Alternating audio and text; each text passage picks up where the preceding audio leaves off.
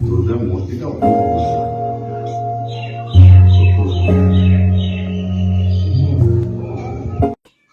প্রজাদের মনোরঞ্জনের জন্য 500 বছর আগে জমিদার গঙ্গানন্দ বন্দ্যোপাধ্যায় শিবরাম বাটির বসত ভিটে দুর্গাপুজো পত্তন করেছিলেন। বর্তমানে শিবরাম বাটি জনপদের নাম হয়েছে সিঙ্গি।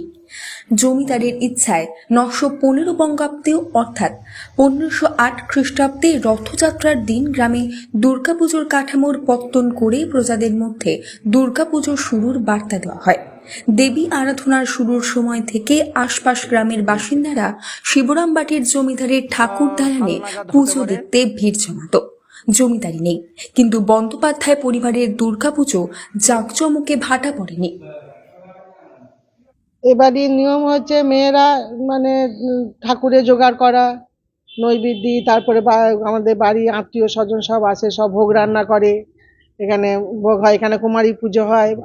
আমি কুমারী মানে শাশুড়ি মা করে গেছেন, ঠাকুমা শাশুড়িও করে গেছেন কুমারী পুজো, আমিও কুমারী পুজো। অষ্টমীতে কুমারী পুজো হয়, আর নবমী ভোগ রান্না হয়, সেই ভোগ আমরা আলাদা করে তুলে রাখি। দশমীতে সেই ভোগ পান্তা ভোগ হয়, আমাদের এটা বিশেষত্ব আছে। আর ঘরের সব যাবতীয় ঠাকুরের কাজ সবই মেয়েরাই করে, আলপনা দেয়া, ঠাকুর করা সবই মেয়েরাই করে। এই পুজোর প্রসাদ কি গ্রামবাসীরা পায়? গ্রামবাসী, বাড়ি আত্মীয় স্বজন, পাড়া প্রতিবেশী সবাই এই পুজোর প্রসাদ পায়। মানে আমাদের 4 দিন ভোগ হয়, 4 দিনে ভোগ 4 রকম, মানে নানা রকম ভোগ হয়। সন্ধ্যেবেলা শীতল হয়, তারপরে বাড়ির মেয়েরা সব বউরা সব সে ভোগ টোগ করে, ভোগ করে, ভোগ নিবেদন হয়। সেই ভোগ আবার সবাইকে প্রসাদ বিতরণ করা হয়।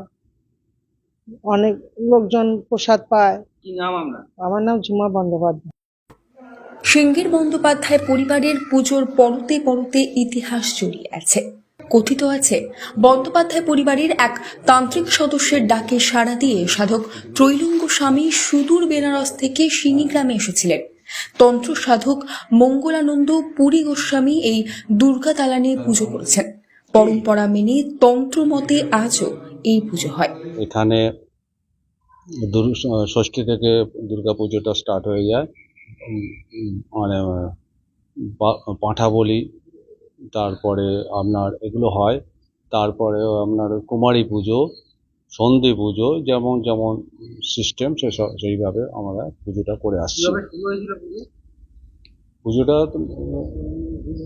পুজোটা শুরু হয়ে গেছিল, প্রথমে কাঠামো প্রতিষ্ঠিত হয়েছিল 915 512 বছর হলো এইভাবে। হ্যাঁ, কি নাম আপনার? আমার নাম তপস্যা বন্দ্যোপাধ্যায়। ইংরেজ শাসনের সময় এই পুজো বাড়িতে স্বদেশী আন্দোলনের বিপ্লবীদের ভিড় জমত।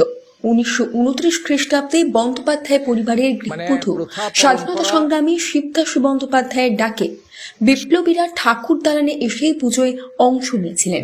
এই পুজোর বাড়ির এই মন্দিরে, প্রাচীন মন্দিরের মধ্যে অনেকের সংস্পর্শ হয়েছিল। ত্রৈলঙ্গ স্বামী এসেছিলেন, তারপরে স্বদেশী আন্দোলনের মানুষজন এসেছিলেন। আমার ঠাকুমা শিবদাসী বন্দ্যোপাধ্যায়, উনিও স্বদেশী আন্দোলনের মধ্যে লিপ্ত ছিলেন, এমনকি নিজের সোনার গয়না সবই স্বদেশ আন্দোলনের সময় দিয়ে দিয়েছিলেন।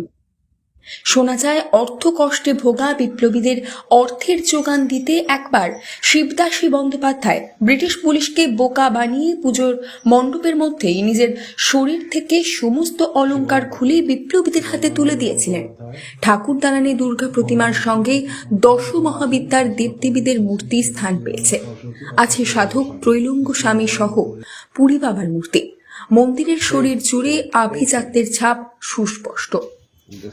আমরা সারা বছর ওয়েট করে থাকি এই দুর্গাপুজোর জন্য। দুর্গাপুজোতে আমরা নাচ গান করি, ঢাকের তালে নাচ হয়। তারপর আমাদের আমরা সিঁদুর খেলি অষ্টমীতে, দশমীতে আমরা খুব সিঁদুর খেলি।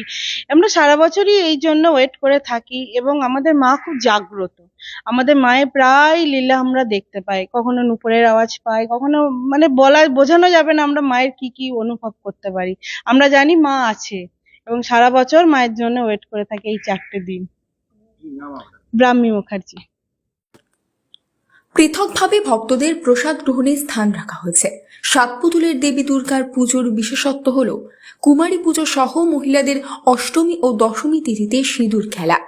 জমিদার বাড়ির দুর্গা পুজোয় গ্রামবাসীরাও সিঁদুর খেলায় মেতে ওঠে, এটাই এখানে দস্তুর। পান্তা ভাতের ভোগ দিয়ে দেবীকে বিদায় জানানোর প্রথা আজও চলে আসছে। বন্দ্যোপাধ্যায় পরিবারের 512 বছরের পুজোয় কখনো ছেদ পড়েনি। ঐতিহ্য ও প্রথা অনুসারে সিঙ্গি গ্রামে বন্দ্যোপাধ্যায় পরিবারের পুজোয় গ্রামবাসীরা অংশ নেন সক্রিয়ভাবে। Bureau report, news network 7। Hallmark সোনার গহনা কেনার একমাত্র ঐতিহ্যশালী স্বর্ণ প্রতিষ্ঠান শ্রী ধীরেন্দ্রনাথ দত্ত গোল্ড প্রাইভেট লিমিটেডের শ্রী সুখেন দত্তের দোকান। ঠিকানা কাছারি রোড, চৌরাস্তা, টেলিফোন ময়দান, কাটোয়া, পূর্ব বর্ধমান। কাটোয়া শহরের অন্যতম প্রাচীন ব্যবসায়ী প্রতিষ্ঠান new Shri Gouranga tea store. প্রসিদ্ধ চা ব্যবসায়ী, খুচরো ও পাইকারি চায়ের এই প্রতিষ্ঠান শহরে প্রায় 80 বছর ধরে সুনামের সঙ্গে ব্যবসা করে চলেছে। ঠিকানা কাটোয়া স্টেশন বাজার, চৌরাস্তা।